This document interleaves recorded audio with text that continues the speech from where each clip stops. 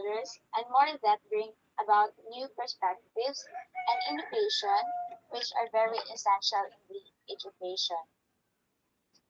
So it means that education is an endless learning because as time goes by, we learn new things regardless of our age.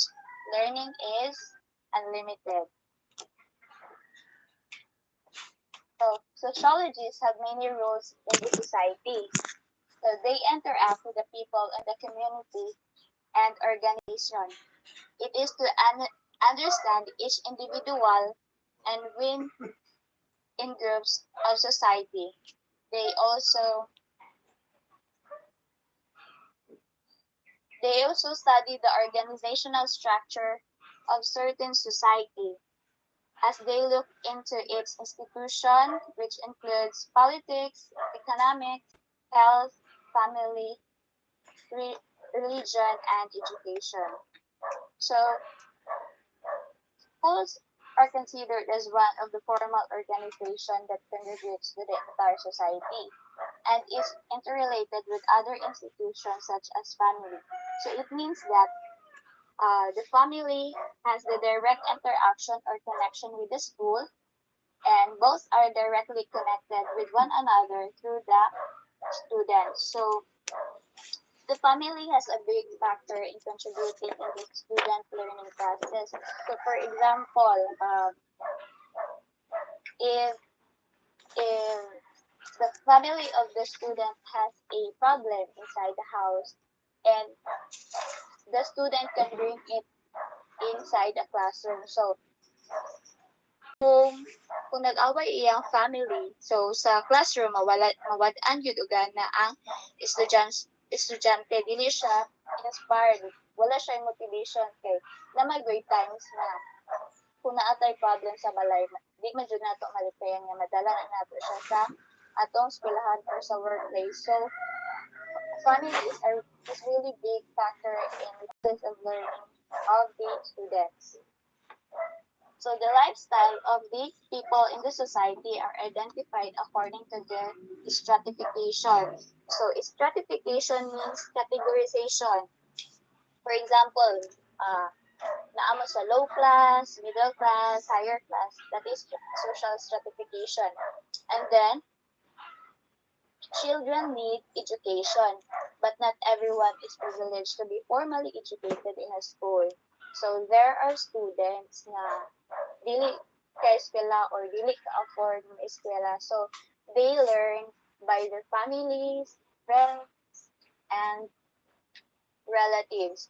So just like before, sa una nga panahon, isud kayo mag-eskwela, not like karon nga libre and kuan gid siya importante kay mag-eskwela kay sa una sa akong nabal-an na as my parents told me sa una pag ang babae eskwela isa sa iyang papa or mama nga ay napag-eskwela ka dayon ra man ka sa imong bana. So in that time na dili siya mag-eskwela, maka-learn siya through sa iyang family, tutuluan siya, and then there are times po niya a student can learn by their own. So maka-learn sila through tan-aw ng nina, mamantikod sila unsay pambuhaton sa uban, unsay pagbasa or unsay kuan. So they learn by their own and also with their family, peers, and relatives. So media also has contribution to the education of an individual. So media, it can also be used as an active learning strategy. So for example, you're a teacher and then you told your students to make a video about your topic and post in the social media just like Facebook or YouTube. So in that side, media really contributes in how students learn, just like in our era today. Media, ang media sa mga student karon importante because it is also their way of learning. especially nga there are most is online class. Siguro sa module, dili kayo siya gamit, but still, gamit yun kaya yan sa ato ang mode of learning karon. So sociologists are very important in school. So nga naman sila importante? It is because they provide schools with informative and recommendation that may be of great help to the educational system, from the simplest to the complex interaction between the student and the teacher, to the interaction between the society, the school and society. So, education sociologists play an important role in the teaching process. It brings strong relationship between a teacher and student. Ang sociologist, dako kay siya contribution sa atoa. Dili lang kay within the school but also in the the role of education sociologists in the educational system of a country helps not just the student within the school, but it extends to the professional world of the students who belong to the institutions. So it means that it does not focus only within the school.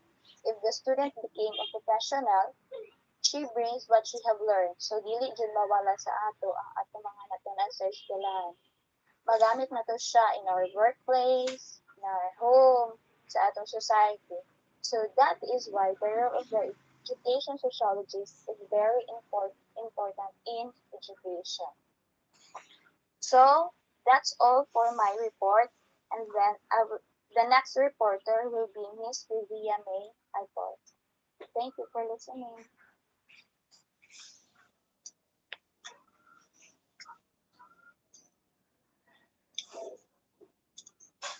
Thank you, Ma'am Ange. So, good morning, everyone. So for today, I will be discussing theoretical perspective in sociology for education. So when we say theoretical perspective in sociology for education, these are the assumptions about the reality that informs the questions we ask and the kind of answers we arrive at as a result. So these are the theories which is refined by social scientists. So when we say refined, it means they gave more clear definition for this theory for the better understanding of schools, institution, or for the educational system itself. So the first theory is functionalism, or it can be also called as structural functionalism, consensus, or equilibrium. So this theory is by Talcott Parsons. So when we say functionalism, it emphasizes the contribution made by each part of the society. So the first main concept for this theory is it focuses on the positive functions performed by the system, such as creating social solidarity, teaching skills, teaching core values, and role allocation. So it means that individual participates to contribute its own idea or interest in our society. So second, it starts with the assumption that education is an institution of to facilitate the stability of society.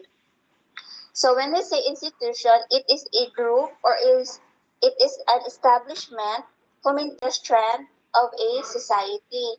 So third, it happens through passing on the society's culture, which a new generation acquires the central norms, value, and culture of their society. So this means that education is concerned with the transmission of core values for social control.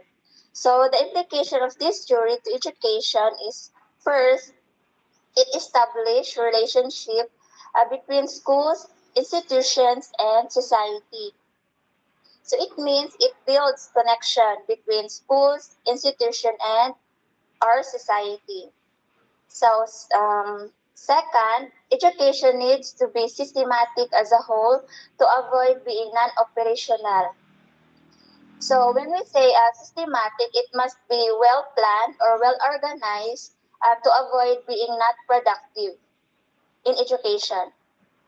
So third, school's main function is to prepare students to acquire basic knowledge, skills, and values for future employment. Fourth, teaching children to become a members of the society, to be more productive. When it comes also to selection and training of the individuals for positions in the society and promoting changes and innovation. So this means that schools are the one who give guidance to students by developing their skills and prepare students to compete in a global market. So the second theory, the second theory is sorry. So the second theory is conflict theory by Karl Marx and Weber Marx. So this theory states that there is a perpetual conflict. So when we say perpetual conflict, it is an unending conflict in the society due to the unequal distribution of resources. So this theory means also that every conflict between our society can also cause social change. So the first main concept for this theory is it focuses on the positive function. Sorry. Sorry. It focuses on the issue of contention, power, and equality, highlighting the competition of scarce resources, focuses on the culture as social product. So it means that there is a contention or a disagreement between the insufficient resources that we have in our society. So second, it also questions the functionalists pertaining to the assumptions that schools are ideologically and politically neutral. So it means that schools, when it comes to their ideas or belief, they teach is they that teaches you fairly, and they only states the facts. So sorry. So the third is that school functions are based on the merit that each learner has the capacity to efficiently improve his or her ability to meet the demands and standards of the society. So fourth, educational system reinforces and perpetuates social inequalities that arise from differences in the class, gender, race, and ethnicity. So it means that there is a constant competition between groups from the basis for the ever-changing nature of our society. So the implication for this theory in education is first, society's competing groups, the haves and the have-nots, were the constant state of tension which could lead to possibility of struggle. Second, quality education has a set of standards of what is acceptable to its best. So it means it promotes social inequality through the use of tracking and standardized testing. And the impact of its hidden agenda can cause also conflict. So third, this gives the notion or idea that the inequality in terms of what they may become and could get from their work is also expected. So fourth, students are labeled to be achievers and non-achievers according to their status in the society. So this means that they set qualifications to a person that also create a competition in our society. Because of this, it can lead to inconsistency in learning and social inequality. So for the last slide for the conflict theory, the main concept is schools give a full set of ideas and beliefs to students in terms of education quality. Second, many believe that there is equality and chance of having a quality education. So the implication of this education is those who are more privileged to have more better resources and achieving more are given what they really need to develop their skills and be competent. So last, Those who are not capable or less fortunate ones are not given the right learning opportunities that limit their abilities to what they are only provided with. So this is last slide means that they want to maintain social inequality and to preserve the power who dominates the society and teaches those in the working class to accept their position as a lower class in our society. So because of this, discrimination would also be created. So for the last theory, it is symbolic interactionism. So it means that it analyzes how behavior depends on the symbols we use to define ourselves or the others. So for the main concept for this theory is it focuses on how people share symbols and construct society as a result of their everyday interaction. It also examines what teachers and students do in school. They question even the most commonplace, taking for granted actions and interactions, things most people do not question. So this means that symbols can be actions, object, or words. According to the symbolic interactionist perspective, people attach meaning to symbols and they act according to their subjective interpretations to that symbol. So, for example of this is putting your thumbs up. So this means or this is being interpreted as you're okay or you're saying yes.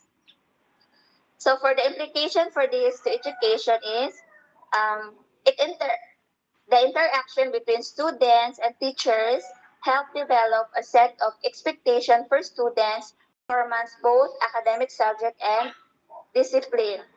So it means it creates a genuine interaction among between our students and teachers.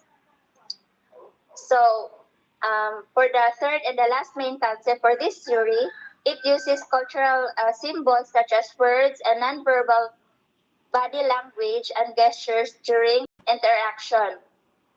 So fourth, through this process, people develop a sense of self and create a reality with others. So this means that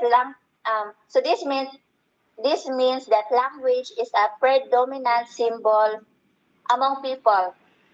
In other words, to ensure a mutual understanding to the sender of the symbol and the receiver of the symbol, they must give the same meaning to avoid misunderstanding or miscommunication. So for the last implication to this in education, asking question in a social psychological way on the frequent and familiar relationship between schools participants is what interactionists do. This is what sociologists of education do as an avenue for the students, teachers, and principals in school. Students also learn through interaction how they are different from others based on the individual experiences, social class, and status. So for this last implication, it means that it explains that by the form of gestures, words, action, or appearances, it can express our trust and belief to our students' abilities and an affirmation for their being. It is important that our symbols are understood by others.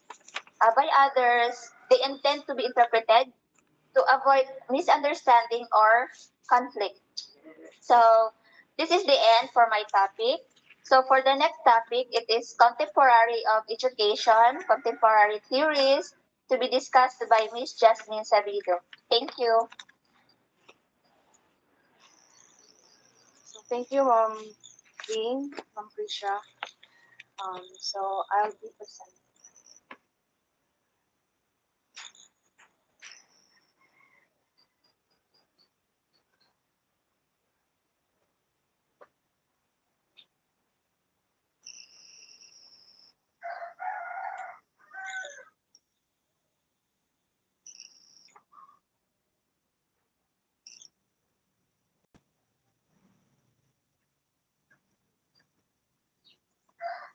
So if you have some questions, no, you may raise it, I think, at the end of the presentation. Good morning, sir. Good morning, classmates. Praise to Jesus and Mary. What I am going to share with you today is all about sociology of education. Contemporary theories. So these are theories in recent times. So this is under domain 6.1, which establishment of learning environments that are responsive to community context. So as you can see, here Bourdieu, he is a French sociologist. In the 1970s, he developed the idea of cultural capital as a way to explain how power in society was transferred and social classes maintained.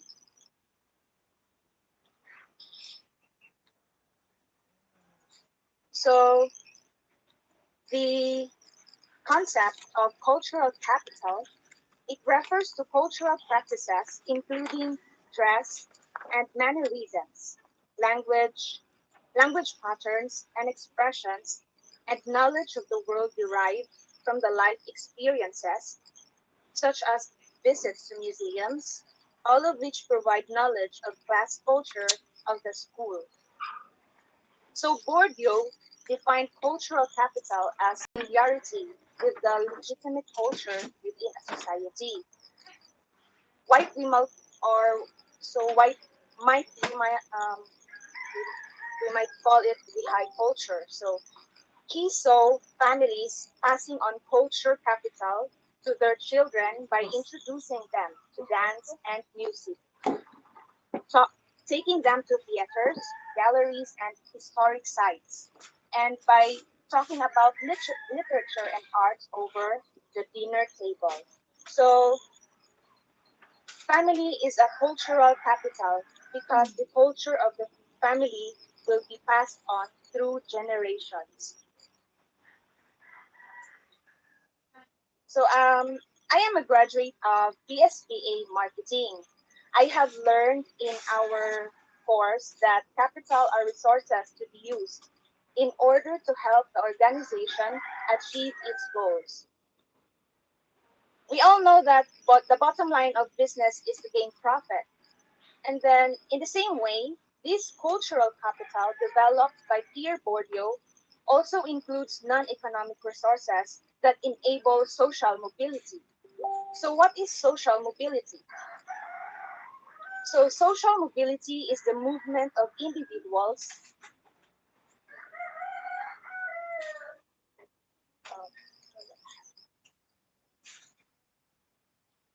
Um, wait.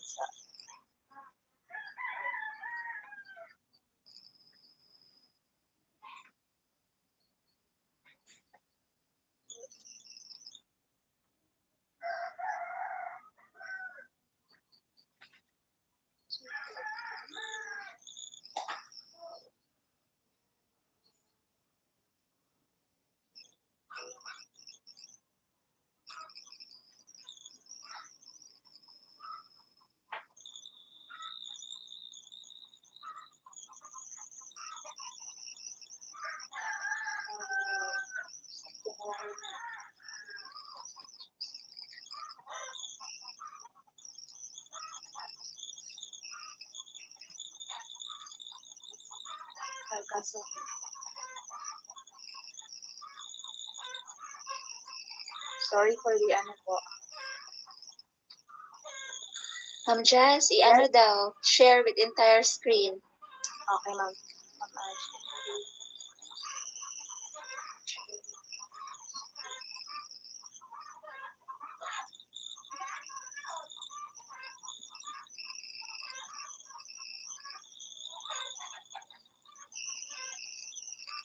So this, ito na ba yung punch? Wala pa.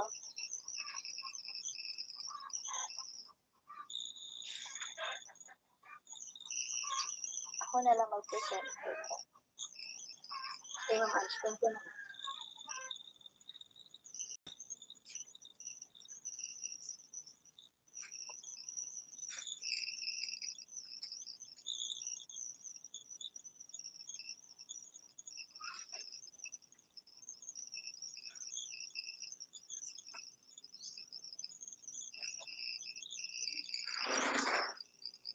So the previous slide, Ma'am Ange, the social mobility. Okay, so sorry for the ano po. So this is the so what is social mobility? So social mobility is the movement of individuals, families, or groups through a system of social hierarchy or stratification. So in modern society, social mobility is typically measured by career and generational changes in the socioeconomic levels of occupations. So example of cultural capital would include knowledge, skills, and education. Gaining knowledge, building skills, and getting a true education will change the way we think, the choices we might make, and what we have learned will be part of us. Cultural capital can build outside formal education when you read or learn new information that can also be considered building, or it can also be considered building a cultural capital. So when we read and learn, that is an example already of cultural capital because we can learn about the past. We can also learn the culture of other countries, especially right now. We have we can learn through just one click because of the internet. So next slide, please. So the implication to education. So implication. This would be the possible future effect or result of the cultural capital education. So delve into education's influences or stratification and social class, trying to reconcile the influences of social structures on the subjective experiences of individuals, used by schools to reproduce inequality both in the interactions and in the structure of education.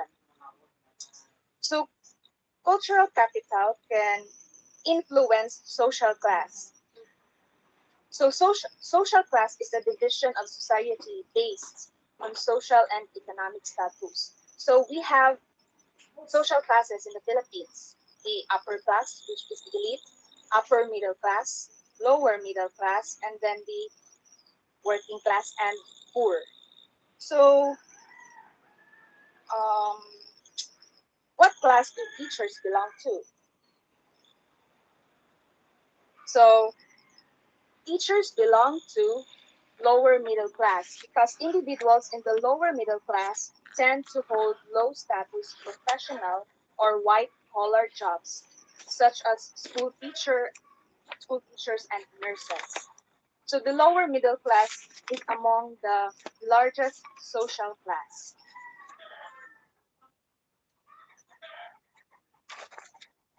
Next slide. So as you can see, um,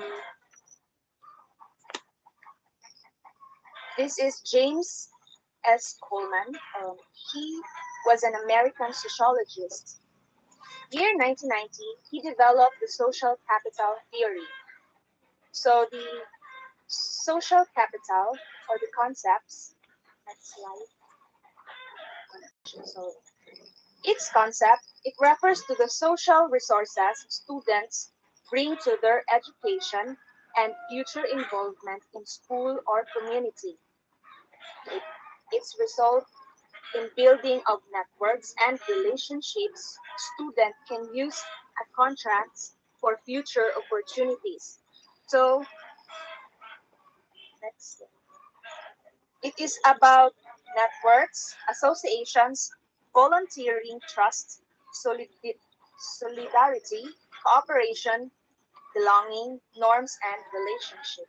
So according to Coleman, social capital has a stronger influence on an individual's education and is more evenly distributed than other types of capital in society. So, social capital, it is fairly distributed to everyone. Unlike the like money, dili siya um, evenly distributed because there are some nga gamay ra siya og capital. But in social capital, it is evenly distributed. So the possible future effect, which is in the next slide, the implication to education. So it is used to explain the role of schools in reproducing social class. So social capital is more about connections and relationships, just like politics. We all know that if someone has a connection, he can easily um, have its favor. So example is like in a company, there are two individuals who are applying. The other one is, or the other has the connection inside the company, and then another individual, he has the he has all the what we call this naiyahang capacity na iyan ang i-grab mo work. But then the company chooses the one who is connected to them. So it's like familiarity. It's just the it's all about connection. So individuals invest in their relationships with others, assuming that they will also benefit from such investments. In the end, individuals calculate and determine which actions they will take with respect to the quality and quantity of the social relationships in which they are involved. So, Coleman's understanding of social capital, in the next slide, surpasses the boundaries of individual social capital and become a characteristic of the community. In this way, the social capital can be measured on the level of educational institutions like schools, colleges, universities. It involves a network of all the individuals who are members of particular organization. So example for this, I will relate to I will relate this to community colleges. So we all know that it is owned by the government, LGUs. So it is also connected to other LGUs. So when someone asks him, asa na ka nag-graduate? And then, sa city college, sa community college, ka, same ka. So in that way, you have the connection with that student because you're on the same school or kind of school. So the next topic is all about code theory. So Basil Bernstein, he is a British sociologist. On 1972, he introduced language codes as a link to developing understanding and thinking. So in the next slide, its concept refers to organizing principles used by members of a social group, which reflects and shape the assumptions we hold about our relationship to a certain group.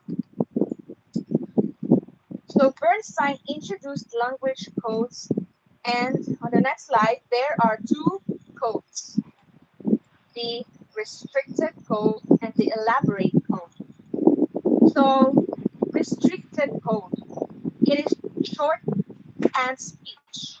Short, just simple sentences. Meanings are implicit. So implicit means not clearly stated, and it much depends on gestures and expressions, and it is predictable. So when someone has something to say, in order for everyone to understand or to understand that, so to come to the same understanding, there's no need for explanation because everyone shares the same meaning, whatever it is being spoken about. So that is res- um, restricted code. And then the elaborated codes.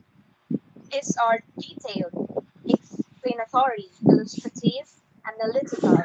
So it means explicit. So this should be stated clearly in details, leaving no room for confusion and doubt. So the way I see it, elaborated codes are basically longer explanations of something where people in groups cannot have shared meaning and cannot assume what something means by shortened speech. So it is a way of explaining to people who don't know or don't share the same interests in a group.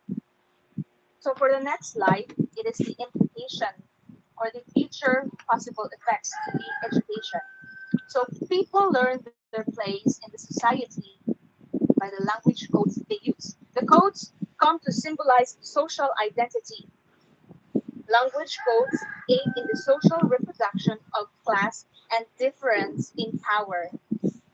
An individual's social identity, as stated, it indicates who they are in terms of the groups to which they belong. So, example on the next page, social uh, on the social identities are race, ethnicity, or the same cultural tradition, gender, social class, or the socioeconomic status, the sexual orientation, the disability or abilities, and the religious beliefs. So this is my next topic. This will be the last topic I'll be reporting. The feminist theory. So you can see Harriet Martineau and Jane Addams.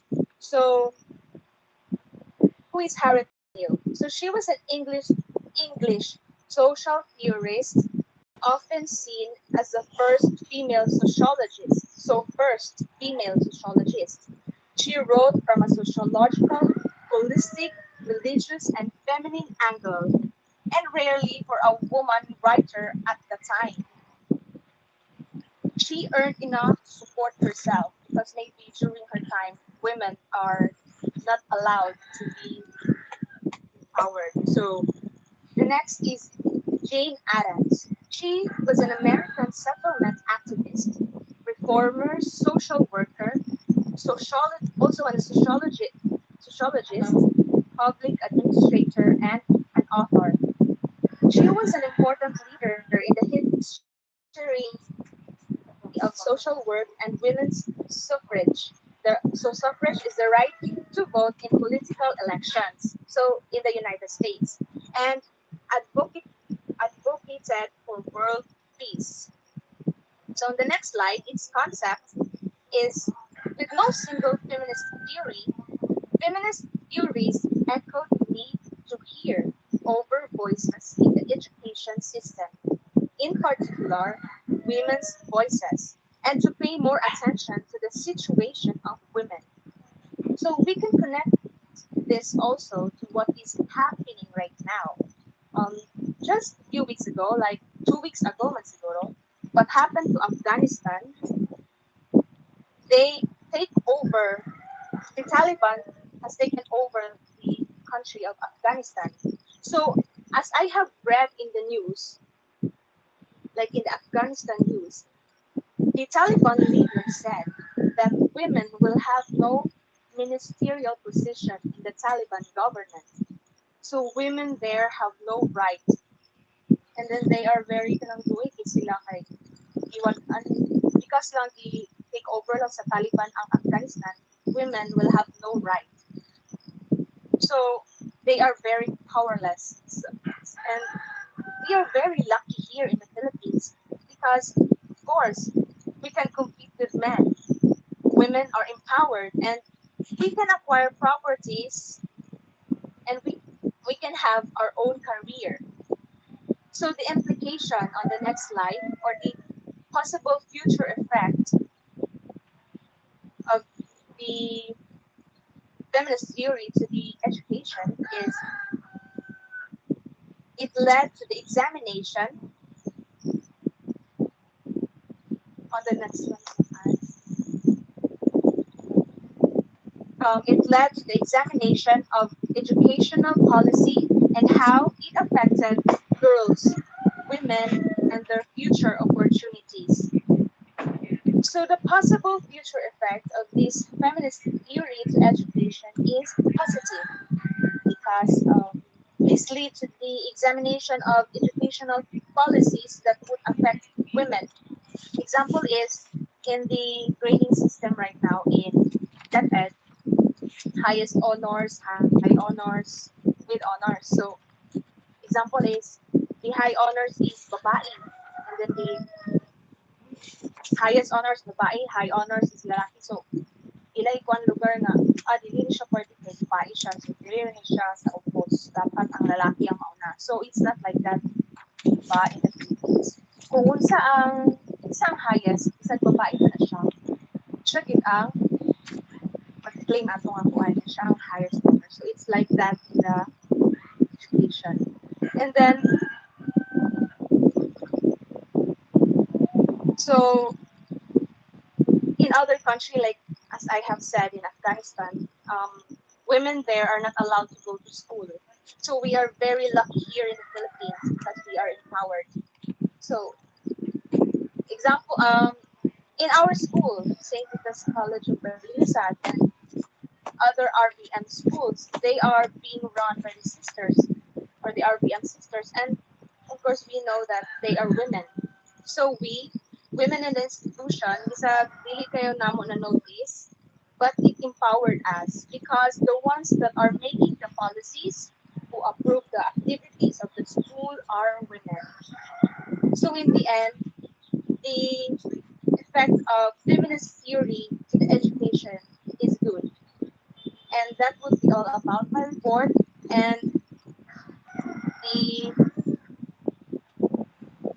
next topic will be presented or will be tackled by Mr. Rodel Caramonte, which is society and school, its linkage. Thank you.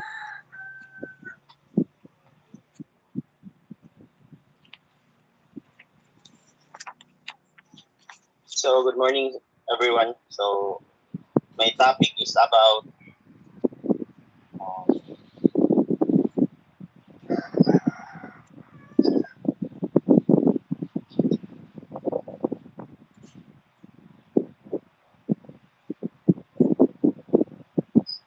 so my topic is about society, school, and its linkage. So, next slide, ma'am. So, society. Society is a group of people living according to a shared culture. Society refers to a group of persons who shares a culture, government, institution, land, or set of social relationship. A person can belong to a several society at a time, religious, professional, and social. The thing that makes a group of people a society is that they share a common culture. So, society. Next slide, please. To school. So, the word school is normally associated with buildings, students, curriculum, and instruction, teachers, and administration. So, according to Oxford English Dictionary definition, an institution, a school is an institution for educating children, any situation at which instruction is given in a particular subject. School is a special institution created to serve specific social needs. It therefore not only gets aim and objectives from society, rather, but its content and methods are also determined in accordance with activities carried in society for which school functions. Next slide, please. So, society and school is linkage. So, linkage that connects society and school is reflection of the other. It compromises the dynamic for enhancing art education. So, art education, aside for being part of the school, it also part of the society where it is born. Interaction with society would bring about changes in culture and eventually in destiny. So, the art education. So if you study the art from the past, you'll begin to understand how art reflects the values of society and how the arts have been influenced by social. So next, pillars of culture. So schools are considered pillars of culture. When the younger generation receives the knowledge and understands of what the education institution has accumulated. So pillar, a person or a thing regarded as reliably,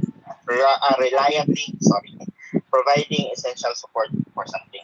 So the presentation of levels of civilization. So process of enculturation. Um, Students are taught to adapt. Are taught to adapt the dominant culture patterns to their society. Next, next slide. So, web of social relationship. So, society has been defined as the web of social relationship. It is the key to understand human behavior and the various institutions in it. A student must be aware of the various forms of relation in one's family, in the community one lives in, and the society as a whole. So, web. So, if you think of a web, just like in a spider, it connects. So, this means that as the society has been defined as the web of relationship. So next slide, no, please. So there are two classifications of social relations. So the primary relations, which refers to the mother, father, daughter, son, husband, wife, sister, and brother. So these are the family members na murag kadugo gyud kay nimo. Imong asawa, di ba? Or imong mga igsuon nimo na. So next, secondary relation, which refers to uncle, aunt, niece, nephew, friends, neighbors, and other similar relation fall under the tertiary relatives. So next slide, ma'am. So social relations. To understand social relations, one must delve deeper into the role and status of an individual in society. A teacher in school, for example, first performs teaching, evaluating, and initiating group or classroom activities, and doing administrative work. Same thing happens to an individual in a family or other situation, which proves that multiple roles I can play in everyday life.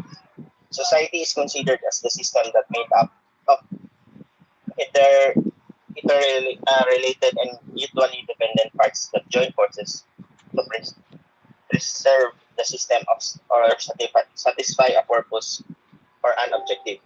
So next one. So education. Considered as the foundation of society that helps in the achievement of social prosperity, political constancy, and economic wealth. It is the key element of development in any modern society. It is also most significant indicator of a region's overall development. So according to Emile Durkheim, he is a French sociologist, emphasized the role of the education system in the preservation of society and culture. So the system is very vital in complex societies where families as well as other primary groups are not yet fully fitted to prepare the young for adulthood, something that is usually expected by the larger society. So next month, this will be my last slide. So school is an illumination of society rather than of individual. The utmost objective of school and schooling process is to nurture the growth of social progress. So as you can see, school and society, they need each other for them to work. So school shapes children perception of the world. The values, beliefs, and norms of society are internalized within children so that they come to think and act like other members of the society. So school helps in building a nation. So that would be all. And the next presenter would be Ma'am Diana Rose Alaba. and her topic is about the influence of society to education process. Thank you. Thank you, Sir Lincoln. Am I audible? Oh, tulungan po po.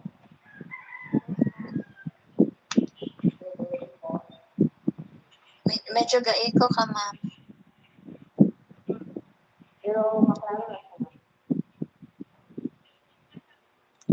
Klaro ma'am, pero namarag na ka sa langong.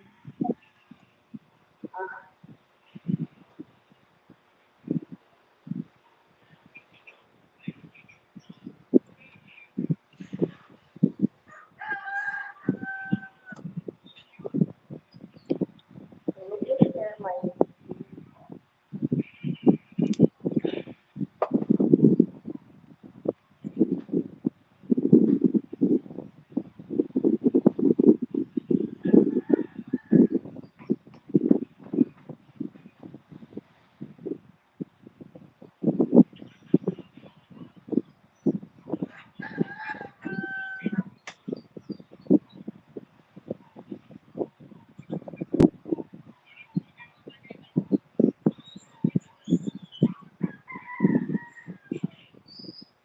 Okay. Hello. Good morning, everyone. So, my topic is all about the influence of society to the education process. So, there are three kinds of influence to of society to education process. These are the sociocultural influence and economic aspects, as is the political conditions and its influence. So first we have here the cultural influence. So the education process developed from societies by social structures, social norms, and values system.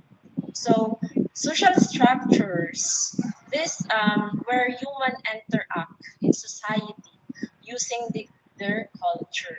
So social culture structures, it happens when human interacts interacts with their culture. So ginagamit nila ang culture to interact with the society. And then social norms, these are the rules and behavior nato. Example as a Filipino, no, our social uh, our social norms and rules and behavior. Example, we are family. When as a student, if tapos mo si teacher, we are going to say good morning, and then if we're going to pass, there are people mag-excuse me ta, and then if example outside the community, when we are at the store, we are normal sa ato dapat mag-line din ta no dili na magsitiro. So that is some of the social norms of us as a Filipino. And also the values system. As a Filipino, we are family-centered and polite, hardworking, just like us. No? Some of us here are working and also gaskwela, so very hardworking ang Filipino. Next po is, and then we have also, this is a result of human society goes to transfer surviving cultural content from one generation to the next.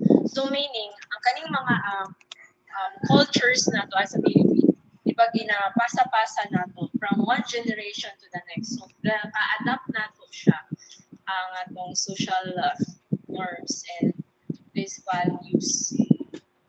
And also,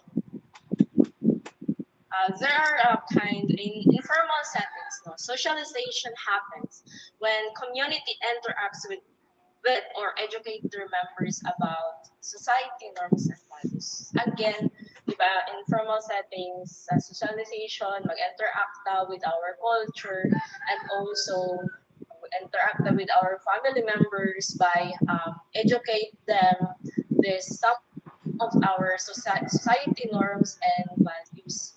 And also here we have the traditional manner. So other religious institutions institutions convert individuals to their faith by abusing their religious ideas. So some of the convert sila to other religious because they think that that is kanang mas kuan niya na ideal na religion na mas kuan ang iyang faith mas bigon pa or mas makuan pa ang status sa iyahang beliefs that religion. So inana siya. Next is the economic aspects. So equality of opportunity assumes that society is comprised of a hierarchy with desirable superior and inferior positions. So equality opportunity.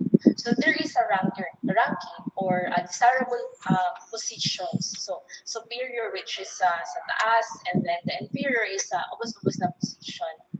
Okay, so there is an obvious growing gap between the rich and poor. Of course, we know that. We cannot deny that na lagi siya gap between the rich and poor. Example, we are in the new normal class this time because of this pandemic. So, example here, in our school, private school, paano online class. So, there are students na dili siya poor yun, but they cannot, dili siya ang diba, in sa online class, we need gadgets and internet connections. So meaning, madugangan ang kanang ano ba yan? Kanang kuan sa budget sa parent. So katong wala sa appeal sa budget ang gadgets and internet connection. So dili kay sila or dili sila maka-afford or dili pa afford sa gadget. So there is a difficulty. Okay, there is a difficulty to join the online class because of the lacking gadgets and internet connection. Unlike sa mga rich kids, so of course they can afford gadgets, internet connections, diba? So the nagid siya gap, diba? Sa rich kid na complete na ang gadgets and internet connections, unlimited, but then utok na lang ang kulang. Okay, so with that, there is a gap between rich and poor. So I have here an example according to Apple 2004, certain knowledge in various areas of study such as professional courses in engineering, medical, and other applied courses are higher in demand in Indian context. So according to Apple, ang kaning mga courses, applied courses, engineering, in demand siya sa India because of their economic aspects. Or ang ilang society is more on kaysa kanang about ng mga in-demand courses. So, yes, I'm agree with this na ang India is more on applied and technology sila. When you are going to search sa YouTube, some of the tutorials, some of the ones sa videos is mga Indian. So, there is sa Philippines, some of the in-demand courses nato, according to Phil News, agriculture, more in agriculture, engineering, also IT and teacher. So, sa ato society, some of us, pag-socialize nato pag-socialize nato sa community nato, gaka-influensyahan ta like kung mag-choose ta sa atong courses, gaka-influensyahan ta na kaniyang kung paano course kasi demand siya. So pag-socialize sige parehas tag course na so na siya influence sa society na magwag sa course. So this proves that the economy of society greatly influences educational and human development in any region. So next is the political conditions and its influence. So the state nature is political parties along with the ideology and policy steer the nature of education system and its policy in society. So, ang the education system depends on the government. Okay? So, example sa Philippines. So, ang government, ilang ipatupad ang K-12. Why? Because siguro, they notice na ang Philippines, medyo na behind na siya sa other country. Because the other country, nag-K-12 na sila. So, the Philippines, ilan na siyang because they think na medyo na behind the Philippines, kailangan ta mag-improve po sa atong education system.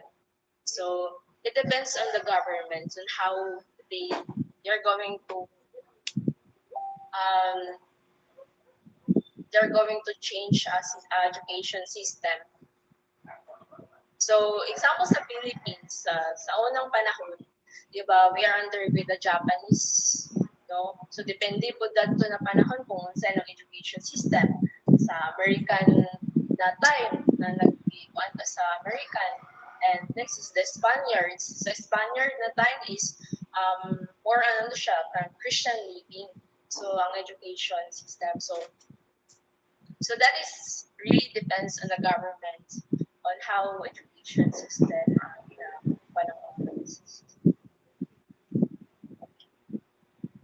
I have also here inherent inequality is a key weakness in democratic state, even if they practice ideas of democratic education.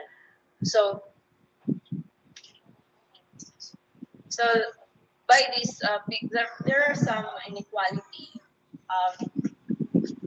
There is a failure on the part of democratic societies to offer education to all, so especially to the most deprived and marginalized sections. So, kung wala pa free tuition, diba? Now is na may free tuition sa mga government or schools, universities. Katong wala pa na siya. There are some people na dili na lang mo sila because of the status sa ilang life o sa ilang income sa dili maka-afford. So, kuan ato na mga deprived o mga marginalized people na trabaho na lang talan dili na mag-eskwela because dili maka-afford sa pag-eskwela. So, we're thankful with our government na ilan ang ipatupad na law which is the free tuition, and then also to nakadawat sa mga student karon. I forgot that term. So we are thankful with the government na medyo makuan ta karon sa atong education system. That's it po. Thank you.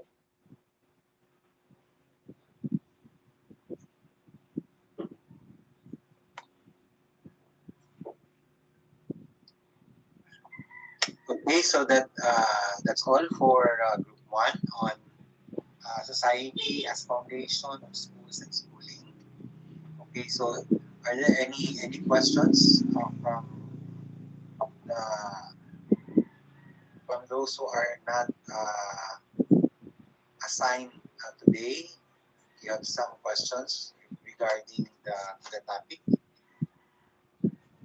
Okay, so time check is 9:28, no, so it's almost 10 o'clock. But anyway, just give some inputs on the presentation this morning on the topic, Society as Foundation of Schools and Schooling. So we all believe that schools belong to the society, okay? And the society is served as a mirror, a mirror of the school where school leaders or school curriculum makers have to adapt the demands of society, because it's the society that would suggest, that would recommend as to what kind of school that our institution will operate. So So in this context, since the foundation of schools and schooling is society, therefore the school or the organization like DepEd, for example, should set a um, what's this? A vision, a vision that would address or meet the demands of society. So we have in the Department of Education, we have this vision, we have this mission and goals. No? So this is the basis of how they will operate, how will they provide, um, how will they provide services to the people, no? Especially the school learners. For example, let's take a look on the the vision of DepEd. So I'll read. So this is the vision of DepEd. We dream of Filipinos who passionately love their country and whose values and competencies enable them to realize their full potential and contribute meaningfully to building the nation. So with this line, DepEd has to nurture, has to provide education, to the learners, because these learners later on have their roles to portray when they will become better or grow up and become better citizens. So take note on the last line, to contribute meaningfully to building the nation. Okay, so it coincides to the our lesson for today, that um, the society, no, the society is growing, the society um, is expanding, and therefore these learners taken care of by DepEd will contribute, no, in this what in nation building. Okay? So as a learner-centered public institution, the Department of Education continuously improves. So going back to the theory, no? So itong theory ganing na functionalist ba to? That talks about Yes, sir. Okay, that talks about improvement. It talks about improvement, meaning that DepEd would not sleep. DepEd uh, would not stop its operation. It has to move. Uh, it has to move continuously. It has to improve continuously because society is dynamic. When society is dynamic, there are changes. No? There are changes in the society, and therefore DepEd is ready to provide these changes. And there are a lot of programs in DepEd that would address all these problems in society. No, so as I said, DepEd is not sleeping. No? So I think it's also anchor on the theory, which is the functionalist theory, that uh, the DepEd is not what? It's not sleeping. No? So DepEd has to establish relationship between institutions from society which must fulfill necessary societal functions to produce stability. Okay? So kanang school, if the bottom line there, our pinaka-up yun niya is DepEd. Okay? So si DepEd nag-put up mga schools, no, to provide this it's just an organization, no? Kumbaga si DepEd in the central office is just a policy maker, no? Nabuhat lang siya. And who are the implementers? The school, no? So uh, so it's established relationship between schools, institution, and society, which must fulfill necessary societal functions to produce stability. So education needs to be systematic as a whole to avoid being non-operational. So again, DepEd is what mobile. It's not static, but it's dynamic. No? So lain-lain di ko lang ka nga ang DepEd wala gyud dili ko kaundangan og trabaho. Undang dala ang tao og trabaho nung ka ang DepEd. No? So, ang tao mo retire na lang, ang DepEd dili gid mo retire. Magpabilin si DepEd. Okay? So I think that's the context, no, of school in a society or DepEd in a society. Okay? So school's main function is to prepare students to acquire basic knowledge, skills, and values for future employment. So muna ko na yung kanina that these learners are we are preparing for these learners so that they can contribute